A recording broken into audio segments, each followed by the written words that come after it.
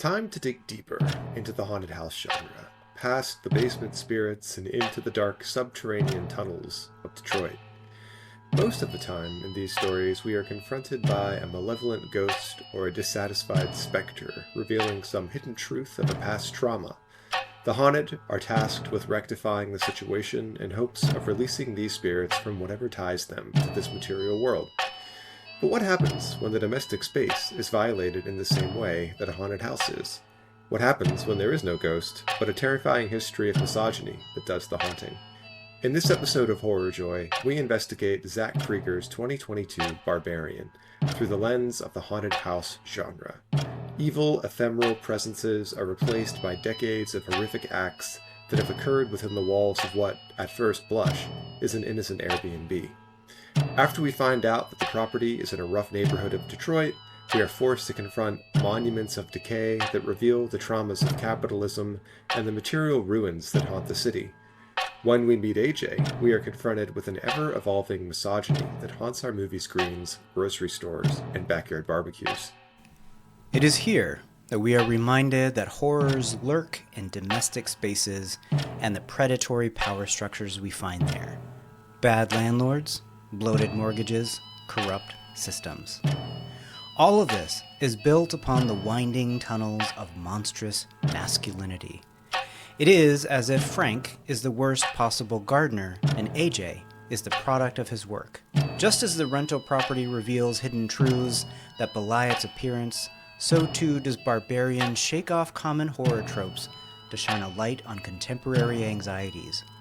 The monstrous feminine is the product of a system that relies on sexual predation.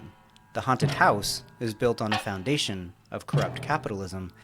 And the final girl is a woman failed by a system of protection. So, grab your mirror and your flashlight and turn up that ricky-ticky-tavi. We're heading to the basement's basement. And don't forget to prop open that door lest you get locked into a property agreement you can't get out of. This is Horror Joy. We're your hosts. I'm Brian Onishi. And I'm Jeff Stoynoff. We're two professors celebrating the emotional and intellectual joys of horror. All right, Inns, welcome back to another episode of Horror Joy. We are continuing our exploration of haunted houses. I guess we'll talk about that with today's entry. Zach Cregger's 2022 Barbarian. So, Brian, we're both Zach Cregger fans before Weapons, but especially after Weapons. I think a lot of folks are Zach Cregger fans. This, an earlier entry from his catalog. A little bit more of a, I would say, focused narrative that we're getting here, although there are three pieces to it, too, so we have a bit of a triptych going on, listeners. This opens up with Tess, a dark and stormy night, like so many scary stories, trying to find an Airbnb that they have reserved because they are in town for an interview. She gets to the door, first tries to open up the safe, the key's not there, knocks on the door, and then eventually finds out there's somebody else staying in her Airbnb. So a little bit of like Red Riding Hood vibes here too, in some strange way. The guy who's in the house, Keith, is played by Bill Skarsgård, who after playing Pennywise in the It series, I just can't not see him as that. And it really bothers me, because clowns freak me out. I was kind of like, jump scare. Unintentional jump scare for yours truly. And they sort of talk it out, and there's this super awkward conversation that goes on, right? In the first 30 minutes of the film, feeling each other out, figuring out what they're going to do. And then she comes back, and we discover, the next day after her interview, after all that goes through, there are rooms beneath rooms in the basement. Hallways in the basement that are dark and lead places. And so again, I'm gonna tease it. This is House of Leaves. We have strange hallways. We're trying to explore them. We don't really know what's there. And then that narrative rapidly ends. And I don't think it's a spoiler alert because this movie is now 4 years old. But if you haven't seen it, listener, maybe pause here and go watch it if you're worried about spoilers. Our friend Keith, our friend Pennywise the Clown, gets his skull caved in by whatever monster is lurking in the basement in a very horrific way. And then Tess is taken captive, we assume. Then fast forward. I guess it's fast forward a bit. We get Justin Long playing AJ. He's a Hollywood type. He's an actor. He's cast in a new TV series, but then he gets on the phone with his agent or someone and finds out, hey, remember that woman that you raped at a party? Yeah, she told us about it, so we are canceling you. And he's like, oh, woe is me. I'm like, poor white guy. I'm so put upon. She was just a misunderstanding. Turns out, listeners, that AJ is the absentee landlord of this property that exists in Detroit. So he meets with his financial advisor, who's also canceling him, which is hilarious that a financial advisor can cancel anyone. That's how we know this is fiction, everyone, because that would not happen in the real world. Those people only care about money. They don't care how they get it. Unless you're a listener, in which case I'm sure you are a very ethical financial advisor. He decides to go to Detroit. His financial advisor tells him you could sell your Los Angeles property, and he's like, "Oh, dude, that's silly. I'm going to sell the Detroit property instead." So he heads to Detroit, finds out that his house that he thinks that is just his for some reason hasn't been cleaned. There are people in the house, he thinks, squatting, and then he begins his exploration. So we have our second explorer in the basement.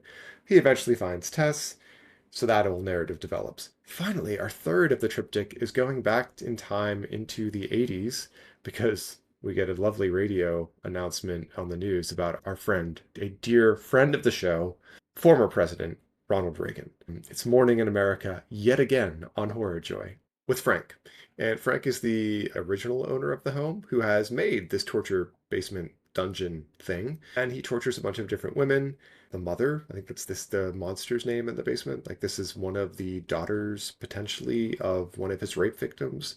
So there's a lot of the monstrous feminine, of sexual violence, of misogyny, of male predation, of all of these things. And I think there's obviously some commentary on that happening underneath the facade of the domestic space, which Brian, you and I will probably get into during the episode. So, Brian, I think the obvious question that we are asking ourselves and that listeners are likely asking is this a haunted house movie? I'm going to give it to you. Just start big, swing big. Yeah, let's go. Let's swing big. I floated this idea on social media, and there was a lot of pushback. And the biggest pushback, it seemed like, was that there's no supernatural element here. And because there's no supernatural element, this couldn't be a haunted house. Here's where I want to push back. I'm going to start with a couple of things. Number one, the role of the ghost, I think, in haunted houses often highlight and help us to navigate historical traumas. So let's think about The Reformatory by Tananarive Due. We talked about that. The ghosts or the haints in that are clearly articulating the kind of traumas, the tragedies, the atrocities of the past. And so I think that there's something here in Barbarian where the haunting is doing the same thing. And so the weird place that I'll start with, you went through the triptych, and I think we see these three different levels of men and three different levels of masculinity. We start with Keith.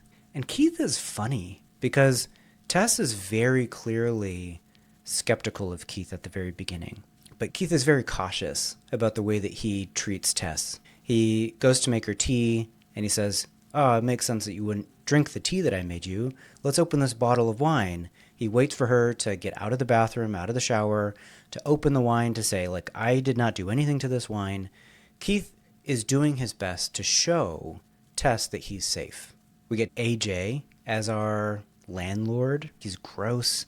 Or he goes and sees his friend at the bar, and we get a very clear picture that, yes, he raped this woman who is accusing him of that. And he's just exploiting people left and right. That's his kind of mode of operation. But he is a different kind of masculinity. He sees women seemingly as a conquest of some sort, some kind of thing that he can own because he's rich and famous and a man. Then the third part is Frank. If you go backwards, Frank is this just objectively gross person who stalks, kidnaps, and sexually assaults and tortures women in cages for long periods of time. So if you go backwards, you go Frank is the very explicit, gross misogyny. AJ is the second level, where it's like, it's still gross, but it's hidden. It's very clearly hidden behind fame and the power structures that operate, that allow for the smooth operation of the film industry, all the Weinstein stuff, even Epstein. Of course, we get Epstein, right? And then you get Keith, right, who's like the product of that. But Keith still performs all these weird gender roles where he's like, "I don't care what you call me. I would not let a young woman sleep on the couch while I'm in the bedroom." You know, like he's performing these kind of weird chivalrous acts. And so I think we get this thing where it's like, dudes just don't know how to be around a woman and to like not make them feel weird. And I think in part what we're getting in The Haunting is not only are we getting this like terrible place of the basement and the basement's basement and the dungeons and hallways and maze, the labyrinth, you mentioned House of Leaves, but we're also just getting this haunted, misogynistic atmosphere where Tess has to be on high alert. And so the haunting, I think, happens in part in two ways. Number one is this like misogynistic kind of view of women, right? It keeps popping up, it keeps showing up in different ways, and it just hovers. It's the thing seemingly lurking in the dark corners. But two, of course, like you said, we get our Ronnie Reagan drop, and of course we have to talk about Ronald Reagan again for the third straight time. But yeah, there's a haunting of that kind of situation. We've talked about this where Morning in America sets up this weird decline in housing, in the sense of community, in just the general sense of opportunity in the United States. And it also reestablishes, it didn't start, but it reestablishes this idea of the masculine man, who was Ronald Reagan, but this beautiful Hollywood actor, manly man coming in and gives us that idea of masculinity that, again, I think is haunting both AJ and Keith and certainly Frank in different ways. So I think those are the two things that I think contribute to the haunting here. One question that I've been noticing this, I'm going to say a stupid philosophy word here, like the epistemic tension in haunted house narratives. Most of the time, people don't know something and they have to overcome this knowledge, or something is hidden from them. So in part, Tess, her kind of understanding of the situation, her epistemic sensitivity is heightened around all of the men that she's confronting. Mostly just AJ and Keith, but maybe even the guy that calls her on the phone too. I guess I'm going to throw this back to you, Jeff, with that question. We've seen this in The Shining. There's this sense in which Wendy doesn't know what Jack is doing. She doesn't know what Jack is doing on the typewriter. And once it's revealed, there's something wild about it. In some of the books that we're reading, we'll talk to Ali Malinenko, there's something about the kind of hidden qualities of the haunted house. But there's something hidden, right? And it's revealed. I'm curious if you have thoughts about this, or if there are other places you want to go. There's lots to say about misogyny, about the ruins of Detroit, if you want to go there. One thing I want to talk about is the song that AJ's singing, Ricky Tikki Tavi. I think it's got clear implications for the narrative, what Zach Cregger is trying to showcase. So I'm going to throw it to you. Take us where you want to go.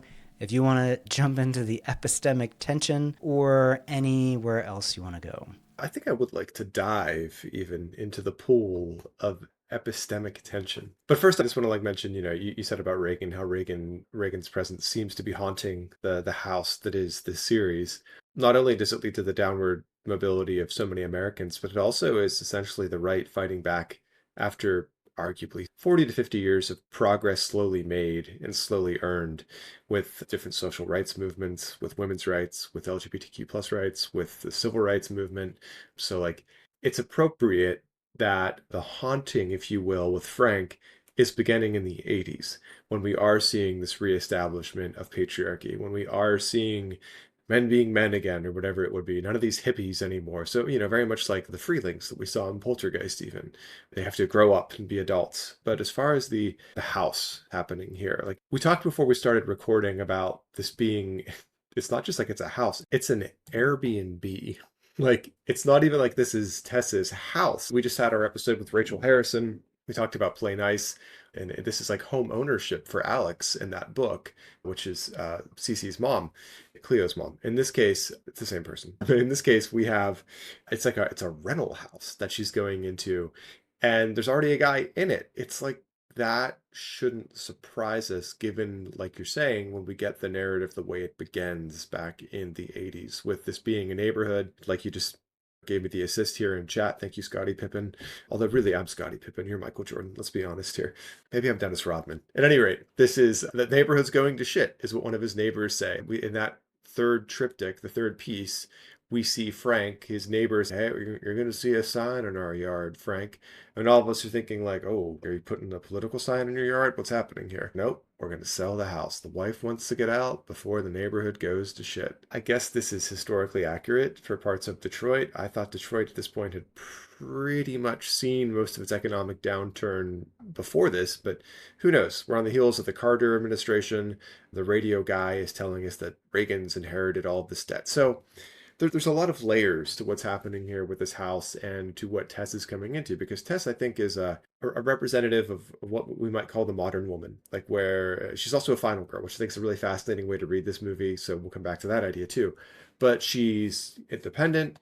She's professional. She's there for an interview. She's doing some like important work that no one else is doing when it comes to interviewing folks making documentaries and whatnot about the city of Detroit.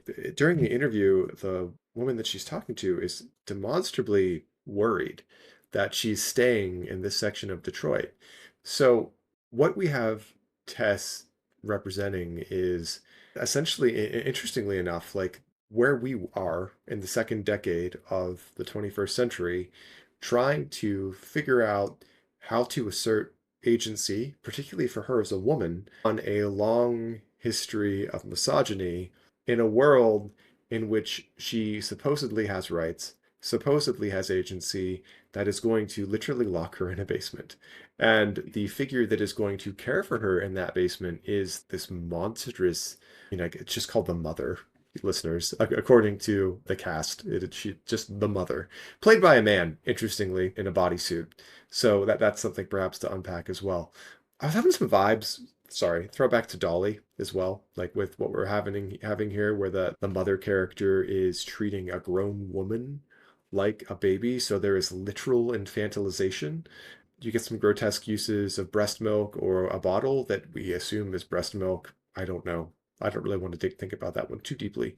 But I don't know if I'm answering your question on the epistemic here, Brian. I just think that we're seeing these layers of the way in which the house is working, the way in which Tess serves as a figure of kind of modernity and contemporary, to look back at the history of not just the house, but this haunting and misogyny that you're talking about. And maybe just to drop this in real quick, there's an article that I was reading in preparing for today's episode that is by Emma Lynn. It's called Hollywood Reflexivity and Barbarian, The Possibilities of Horror in the Wake of #MeToo. And this is from 2025. And the reason I want to bring this up now is because if we're looking at Tess as a character who is confronting this epistemic, as you're saying, I think Me Too is maybe a productive way to do that. Like we are trying to figure out what this movie is saying, what this movie could be saying. I just paraphrase her thesis where she says this film reworks three conventions of the horror genre, quote, the monstrous feminine, the final girl, and the terrible place, end quote. First two are very interesting, but I want to look at the terrible place because I think this speaks directly to how we are understanding this as a haunted house movie. Lynn writes, quote, Barbarian's setting is also significant in its engagement with the horror genre. Clover presents what she terms the terrible place. The setting is most often depicted as a house or tunnel that provides a realm of safety for the characters. Despite this apparent safety, Clover notes, and this is a critic, by the way, listeners, that Lynn is talking about, quote, the same walls that promise to keep the killer out quickly become, once the killer penetrates them, the walls that hold the victim in. While the Airbnb fits into Clover's conception of the terrible place, with Tess finding refuge inside only to be trapped, Barbarian instead twists genre conventions to engage in sociocultural discourses. Instead of focusing on the literal tunnels underneath the Airbnb, I conceptualize the larger setting of Detroit as the terrible place, as it appears as a beacon of safety historically in Fordist America, but has since turned into a place of terror and a backdrop for violence against marginalized communities. Barbarian's representation of systemic failure in Detroit employs the horror genre to reveal the structural issues within Hollywood itself. So, end quote there. This reminds me too, Brian, of Candyman, where we're looking at the housing project, Cabrini Green, where that is on the other side of the highway. We talked about how that apartment building is mirrored in the apartment building that our main characters in Candyman, but because it's in a certain neighborhood. This is a right-wing talking point for the better part of at least 30 years, maybe longer, that cities are not safe because that's where typically you have people of color, you have LGBTQ plus folks, you have women who are professionals, such as Tess. These are not safe spaces because they threaten patriarchy. They threaten white patriarchy, frankly. And this is no exception. Like, I think Detroit here is the terrible place that Lynn is talking about, but it's also fitting into your question about epistemic. Like, why Detroit as opposed to Charlotte, as opposed to Atlanta? I mean, they could work too, but like it's a city that is historically known for being a center of the working class, a center for people of color with the music scene in Motown. That's discussed too in the conversation between Keith and Tess with the documentaries they're looking at. Yeah, like there's a number of ways in which this is loaded with all sorts of goodies to unpack with why this is a haunted house. And you know what, Brian? I'm just going to say it. Maybe America's a haunted house. Maybe that's the real answer here. Like, America itself is just one giant haunted house. So do with that what you will. I'm going to go even farther, and I'm going to not try to dig too deeply into this. I have been thinking about the idea that language, so this is Heidegger. He says language is the house of being. The way that we understand the world shows up through language. But what if language as a house is haunted? Heidegger does is he continually does this kind of etymology stuff. Oh, what does this word mean? Where did it come from? Blah, blah, blah. But I'm with you. As we expand out, like, we're just all haunted, right? We're all haunted. And I think haunting is an interesting concept. I wrote a paper about the goodness of being haunted, about grief, and about what it means to haunt or to be haunted by the memory of somebody and how it shows up sometimes in our anticipations rather than our memories. And that's a kind of haunting. So the idea of haunting, I think, can apply in so many different ways. I think your discussion of Detroit is important. I read an article called Deindustrial Nightmares, Detroit Horror Films and Ruin Porn by Mitch Plaskanka. But I think the important part here is that what this article does is to highlight how different perspectives showcase a place differently. And so it's interesting that Tess is there to document. She's building a case, or she's building evidence for the documentation, the historical documentation of the place. And in many ways, she's expanding beyond the poor understanding of what these neighborhoods in Detroit are, what they look like, and how they got there. And I think that's important because of the way that documentary works, like you've talked about in the past, as a way of highlighting, showcasing, even organizing our understanding of a place. So the one thing that I think Plaskanka says that I think is really interesting, he says the film inverts expectations about inside-outside continuity. In the past, the horror is hidden within a pristine exterior. In the present, the exterior is visibly ruined, while the interior appears safe and inviting. Frank's house looks nice, but inside is gross. The neighborhood looks gross on the outside in the present, but on the inside it looks nice, like a kind of cute Airbnb. The reversal suggests that the horror was never confined to the decay of the present. It was always embedded and concealed within the structures of the past. Barbarian shows that the boundaries between suburbs and cities, ruins and civilization have been inverted all along. And I think that goes along with what you're saying about America being haunted, that we are just seeing the haunting of this place, and we're seeing the haunting from the very groundwork. It's not new. It's been there all along. And we are just continually having to deal with this kind of understanding of how haunting works. All right, I want to move. I don't know. I heard AJ singing Ricky Tikki Tavi, and maybe I'm making too much of this, but I thought this is so perfect, right? Because he sings this part where he's like, I thought there were organizations to kill my snakes for me, right? He's talking about Ricky Tikki Tavi from the Jungle Book, etc. And he says, oh, I learned as I got older that I had to kill them myself. The song mentions church and school and government. And one reading of the song is this idea that there's like this cleansing being done by a small hero that no one expects to win.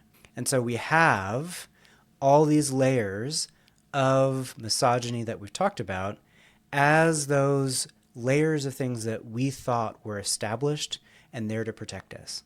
Tess at one point calls the police, and the police either don't show up or they come out and they look at her and go, nope, I'm not even going to believe you. So Tess here is the mongoose. That's how I'm reading this. You tell me how wrong I am. If this is just one reading, of course, not the reading. But Tess is the mongoose. And it's interesting that AJ is singing about it as he's traveling, as he hears about the rape allegations that again seem very plausible. But Tess is the one that becomes the mongoose.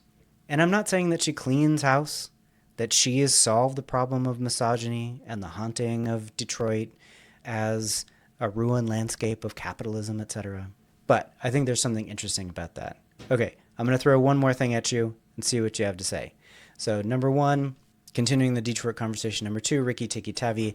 And number three, I think that alongside flipping the inside outside kind of understanding of what is pristine and what's not pristine, Barbarian does this stuff all the time. So throughout the film, there's these flippings that happen. And we know, at least we think we know, that AJ has forced himself upon a woman. And so when he's stuck in the cage, there is another flipping where the mother forces care upon AJ. It flips this power structure, and he is now beholden to the forced care upon him. So I want to talk about the mother as monstrous. I want to talk about the way that this flips things. I want to talk about care as an image or even an activity of the mother as the quote unquote monstrous feminine that I also think gets disrupted or flipped in this movie. So I'll throw it back your way. Any of those things, take them up. Or again, if all that was a little silly, you are welcome to take it in a different direction. I like this idea of Tess as mongoose because it's like, yeah, she has to go into a clean house, but also she's if the children's story of Rikki Tikki Tavi, like the mongoose has to go after the snake. Like the idea of a mongoose being able to fit in the same space that a snake could. But a mongoose is also fundamentally like a different animal from a snake. And I think Tess is a fundamentally different animal, if you will, from the awful men surrounding her, namely AJ. And like again, maybe this isn't fair to Keith. Maybe I need to like Keith was trying to be a good guy, even though he doesn't really know how to be a good guy, even though he's played by Pennywise the Clown. So I think it is interesting, especially given the tunnels, a lot of imagery there, like trying to go through that to sort things out, to fix it. She is our final girl, so there is something to be said that the irony that AJ's singing that, and it is in fact Tess who comes out in the end, she fixes it herself. She eventually gets the gun that AJ had gotten from Frank, and even though AJ, I think, shoots her with the gun at some point, and then it seems, listeners, that at the end of the movie, we're left to believe that Tess has shot the mother. And that whole exchange, maybe we'll come back to that when we get into the monstrous feminine, but that exchange at the end is really interesting to me, where the mother is trying to use speech to communicate with Tess, and Tess says, I can't go back there. I do not want to go back into that space. And the mother, like that's the only space the mother has ever known, we assume. She does want to care for Tess. She realizes Tess is injured. So maybe this is transitioning into your question about care. It is interesting to me that in this horror film, the way in which women are given agency is through care. And this could be commentary on that because it's not especially empowering. It seems rather regressive to suggest that women's only power is in care. Somehow making that care horrific, perhaps, is a critique of that belief system. That the mother is left in that basement from Frank, who very clearly is living in an America where men are supposed to be the ones who are the breadwinners, men are supposed to be the people in charge of the house. I mean, there's that whole scene too at the grocery store, department store, where Frank's looking for plastic sheets, and just pause real quick. It's Detroit, Yins, like it's Detroit. I'm very confused why people are affecting Southern accents and talking as if they're in the South in this department store because they would not be talking like that even in the 80s in Detroit. So if I have one small critique, my suspension of disbelief was broken when this woman is talking to this strange man, Frank, as if they're somewhere in a department store in, I don't know, Georgia, which perhaps if we look it up, maybe this film was filmed in Georgia or something like that. So this is our extras would have such an accent, but the whole bless your heart, no woman in Detroit in the 80s is saying this to a strange, let's be honest, I don't know who the actor is who played Frank, and maybe he's a lovely person, but no one is saying to that weird looking motherfucker, hey, bless your heart, you're going to do this home birth on your own? Okay. But all of the breadcrumbs that are dropped there are wonderful because there's the video about breastfeeding and there's all these things that clearly the mother, that's the only knowledge source. Yeah, she does hand him that VHS, absolutely. So the only knowledge source the mother has of the outside world, oh man, philosopher, maybe this is Plato's cave. Anyway, is that VHS. So like the entire world is constructed for the mother from that VHS, and it's just on repeat in that room in a really creepy way. Anyway, that sort of went off the rails a bit, but with care. Like this is the only education that the mother has ever been given. It is that of care. And frankly, there's perhaps a terrifying allegory to be had there where if women are only supposed to be in the domestic space and they are not allowed outside of the domestic space, the end result is are humans who don't know anything other than care. They become monstrous in the sense they're just servants. It's a very scary I don't know, it's terrifying to think that we could do that to people, or we know we have done that to people, but that someone could do this to people and that then be their only understanding of the world around them. So the flipping, where then she's caring for AJ in the cage, and he's kind of in the position of being the non-consensual partner in an act. It still pales in comparison to rape. It still is just exponentially less bad than that type of non-consensual act. It is kind of gross to watch, right? Like that bottle is pretty foul. I, for one, I'm not here for it, but I think AJ deserved it, maybe. But he doesn't deserve care either. So I don't know. I'm talking myself in circles here because AJ does not deserve care. AJ deserves exactly what he gets in the end of the film. Maybe that's too harsh, but he like very Oedipus, eyes gouged out, open up the face like a book, as one does.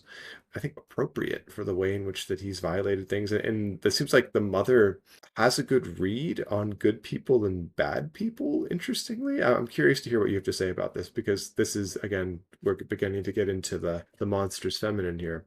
But when AJ first finds Tess has to tell him to be quiet because she gets upset if you get upset, is what I think that's the exact line or a paraphrase of the line. So she has to keep AJ calm because she's concerned what will happen to him if he gets upset. A person that she's just met, again, talking about care as act, she's caring for this person who cares so little about the property that she found herself in. He never actually explored it to realize there were people living in the basement for years at this point. The homeless people in the neighborhood know it. They warn Tess, but of course she sees an unhoused person and she is terrified because that's how we're conditioned. We're conditioned to be terrified. I mean, listeners, this isn't necessarily useful to many of you, but in the city of Altoona, where the fine institution that one Dr. Brian Onishi and I teach at, they just criminalized sitting on sidewalks. So the city of Altoona just voted to criminalize sitting on sidewalks, which essentially is criminalizing being an unhoused person because you don't have places to sit, to exist, if you can't sit in public spaces. I grew up here. This is 40 plus years of the usual conservative bullshit that has made Altoona such an inhospitable place to everyone, not just unhoused people. But again, I'm going to come back to it. This is America. This is what we do because rather than, even as the monstrous feminine, displaying care, we decide that we are the people who get to make decisions about what is right and what is wrong, and it's a one size fits all if you're a white guy anyway. So Brian, let's maybe push away from that and probe more into the monstrous feminine. I'm curious what your thoughts were on that. We see this here, I think you're right, with a flipping of care, and I want to hear what you have to say. Yeah, I think there's a couple questions with the mother. Number one, thinking of her as the monstrosity is hard to do. Like, who's responsible for this? Obviously Frank. But not just Frank, the whole system, right? That's the whole thing, right? It's not just Frank. It's the system in which Frank lives. So I think challenging the idea that the monstrous feminine is actually monstrous, it's as a production of the system of misogyny that she finds herself in.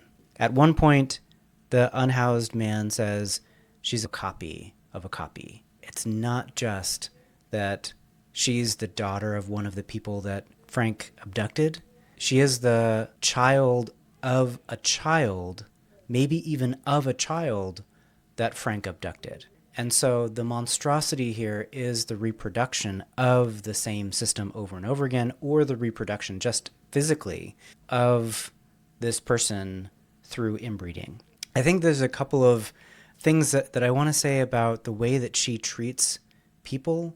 It seems to be that she, like you're saying, her fundamental interaction with the world is through care. She wants to care for the others. And so it seems as though as soon as she thinks that Keith is putting Tess in danger, she smashes his head. Or when she sees AJ finally as somebody who's putting Tess in danger, her baby in danger, she murders AJ. I think one of the things that I find hard to think through is the way that she treats the unhoused man, right? He's a black man.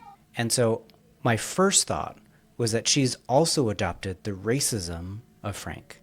So she sees this man who's black as an immediate threat. The man as black is threat. And so again, that's also not only the misogyny of Frank, but the whiteness of Frank, the racism of Frank, to say, this is danger. So I think the two things that I think are hard to think through are, number one, the mother is a product both physically and emotionally, but also mentally, of the atmosphere that Frank creates.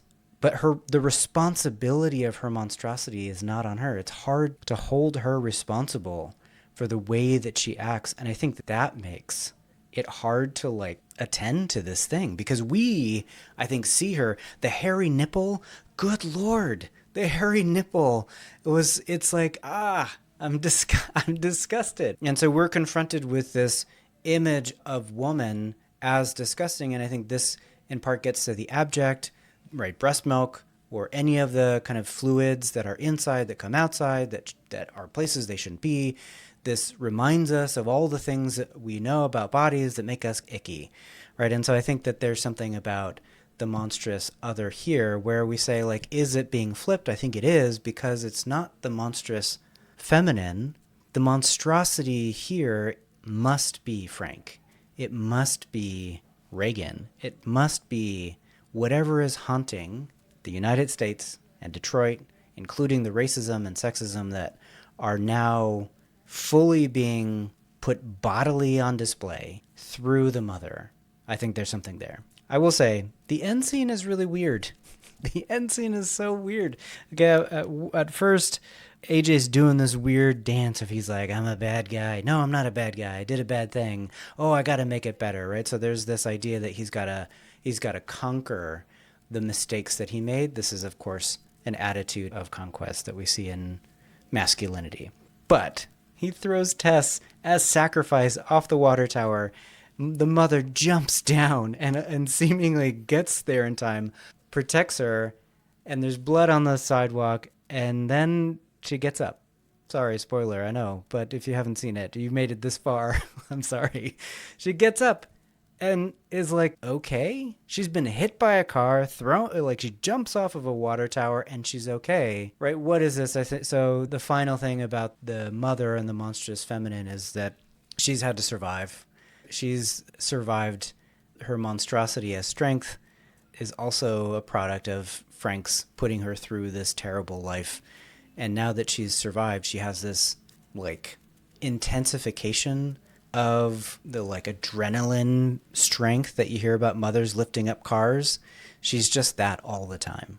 I want to throw it back to you, hear your thoughts on the monstrous feminine, and maybe we can get into some joy. Yeah, I think you brought up the word abject, and I think here this works with the monstrous feminine really well because it's supposed to be something that is loving. I don't want to say attractive, but maybe welcoming. The mother character in this film is not that. Just visibly for us who can see it, it is repulsive. And I think there's probably commentary to be made.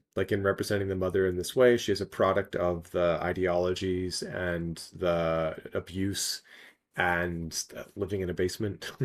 All these things have shaped her into the being that she is. But beyond that, it's an intentional abjection, where we recognize what it should be and we see everything that tells us it is not that thing, and that therefore creates horror in us. the Airbnb potentially could be looked at in the same way. Like it's something that seems like it should be a welcoming space. Although, like, and this is not an original thought, there have been plenty of think pieces written on this, how, frankly, the entirety of the Airbnb, Verbo, all of these other companies that do this sort of work, it's helped manufacture at least part of the housing crisis, but it's also an incredibly exploitative industry where these out-of-state landlords, these venture capitalists are trying to make money quick. So they'll go into cities where, especially cities that are impoverished, especially neighborhoods that are often African American historically, and they'll buy a property and they'll rent them out. This happened in New Orleans, particularly after Hurricane Katrina. I was horrified to when I found out that often the Airbnbs folks would end up staying in had been folks' homes that they could not afford to go back to after Katrina. And then they were like entire neighborhoods were just remade in this way.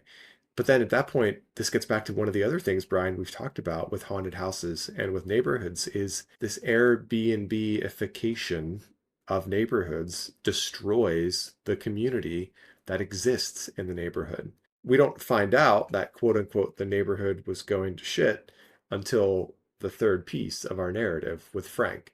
Although visibly the neighborhood did not look to be going to shit, listeners. Like it seemed pretty nice, frankly, like very much something out of the Leave It to Beaver handbook, but this is probably just an allusion to white flight, where folks are getting out of cities, they're moving out into suburbs because they don't want to be around people who aren't like them anymore. The irony, right? The irony, listeners, where the people who would accuse the left of needing safe spaces, their entire ethos is built on safe spaces. We have to go out into communities where it's just us because otherwise we're not safe. So do with that what you will.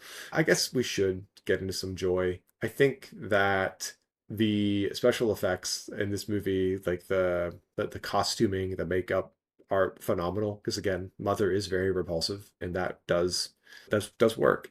Beyond that, like there's so many other movies this movie makes me think of, and I find all of those allusions, whether intentional or unintentional, just really joyful.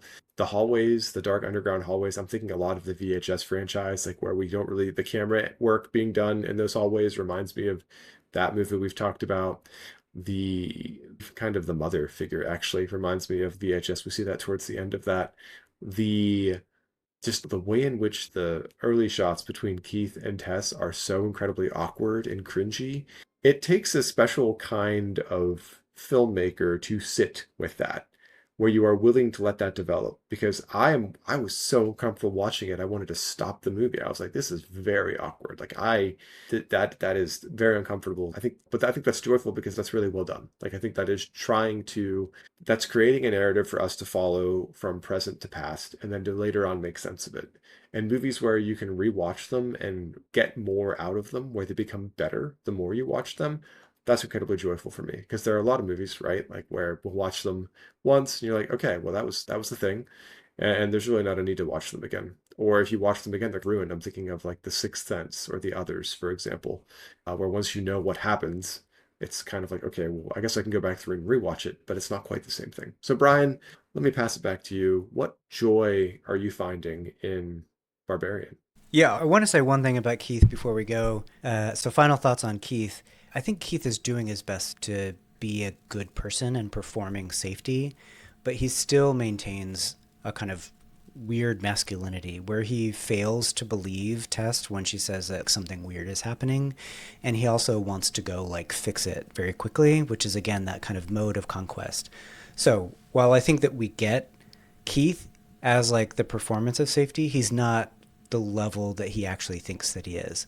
The second thing the final thought I wanted to have is like we have these failing systems that are on display in this film very clearly. And one of them that we didn't really talk about was the police, right? The police completely fail Tess as a mode of protection, as a system of protection, either as a woman, she's not believed, as a black woman, or the way that she presents herself in the final confrontation with the police where they think that she's a drug addict because she is unkempt and has no ID. We didn't talk about it a lot, and I just wanted to throw that out there as a final thought. Which actually leads me to the pieces of joy. I think this movie is thoughtful in the way that it's attending to Detroit, right? Not as this kind of ruin porn that the article describes. In fact, the article is saying it doesn't do the same thing that ruin porn does. It's trying to articulate the lived-in quality of it, the historical aspects of it. Again, the kind of documentarian that Tess is. But it's thoughtful about Detroit. It's thoughtful about gender roles. It's thoughtful about the monster. It's thoughtful about horror as a mode of reproduction, right? Horror can just reproduce the tropes over and over again, like the mother is the copy of a copy. And like you're saying, it reminds us of all these movies, but it does so in a way that I think is thoughtful and fresh and gives us, right, an exciting new voice in horror, which we've now seen evolve in Weapons, which I agree is a very good movie, a better movie than Barbarian. But I'm with you too that watching this again, I absolutely loved it on the second watch. The first watch, man, it created so much tension and so much, like, it shifted and I was like, what are we doing now? And even watching it now, knowing the shifts it makes, it's an enjoyable movie. The Rikki Tikki Tavi song, again, that created joy for me. I do think that casting Bill Skarsgård, who plays Pennywise, as the safe Keith is brilliant. It's got to be intentional. And again, I think that's that other layer of thoughtfulness. That this is the kind of thing that generates so much joy for me, that this is a thoughtful horror movie that has so much in it for us to unpack and think through and think alongside. And so I appreciate that. So we found some joy, Jeff. We have done some work to describe all of the ways that this movie articulates misogyny and capitalism and predatory venture capitalists and the insidiousness of some Hollywood communities, etc. So, Jeff, you have final thoughts before we go? I have one final question, actually, and I think this might speak to what you're saying and the way this movie is thoughtful. The title, is it a commentary on how men don't attend to the domestic space? Because a barbarian is someone who's seen as uncivilized and who, is running around roaming as they were a nomad, whereas a home speaks to a space that is welcoming and there is care. And I'm not going to gender it feminine necessarily, but I think it could be gendered that way. So I'm just wondering, is Barbarian is this just in the title alone? Do we have this critique of masculinity where there is this kind of violence? And because that's what we see. We see violence against women's bodies throughout all of the film. And again, just my final thought is, if houses are haunted, if this is a haunted house film, and I think you and I would argue that it is a film of haunting, then, man, America's haunted. And there's a lot of work we could have. We could just make the entire series about haunting in America and how horror films are just ways of exploring that. So I'm going to pass it back to you if you have any thoughts on my little stupid question about Barbarian and the home space. And otherwise, that's a wrap for me. I 100% agree with you that Barbarian as a title is giving us so much, right? Barbarian's at the gate. We have to keep our house safe. So there's this mode of protecting what's inside, right? So that's the role of Keith, or maybe even AJ. He's trying to imagine that this is his role. I think there's something there. But also, who is the barbarian? The one that's invading. Clearly it's AJ, right? He's doing this against people's will, invading people's space. Clearly it's Frank. And maybe even it's Keith, not by his fault. And maybe that's where Keith lands, is it's not his fault, but he's invaded Tess's space because he's been overbooked. Because the desire to get as much money out of a property as you possibly can leads to carelessness, and overbooking, carelessness, and not realizing that there's people living in your basement for decades. So yes, I think I am 100% with your claim that Barbarian gives us clear insight into gender roles and into what it's doing. It's an incredible, thoughtful film. So, Jeff, we will call it there. I agree. I think Barbarian is a haunted house movie, albeit one that challenges a lot of the tropes in the haunted house. There are no ghosts, but there is clearly a haunting of ideologies, of systems, and of ruin. So, we'll leave it there, but folks, remember, find joy, even in horror. This has been an episode of Horror Joy, produced in conjunction with Axis Mundi Media. Thanks for joining us. We want to hear from you. You can find us at Horror Joy Pod on Instagram or at Horror Joy Pod on YouTube. You can also email us at horrorjoypod@gmail.com, all one word. And you can, of course, find us wherever you get your podcasts. Give us a like, subscribe, leave a review. Until next time, remember, seek joy, even in horror.